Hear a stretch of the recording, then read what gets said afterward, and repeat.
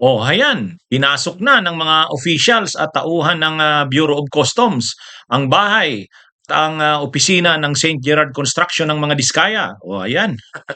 Ha? Pinuntahan ang bahay para tingnan yung mga luxury cars at ang iba pang mga ah, ari-arian na posibleng labag sa batas ng mga Diskaya. Mayroong daladalang search warrant ang mga customs officials.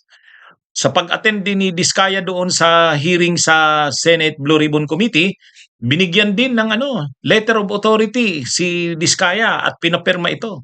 Ibig sabihin, binibigyan niya ng otorisasyon na ang BIR na busisiin, tingnan ang mga tax records ng kanyang mga kumpanya. Ayan.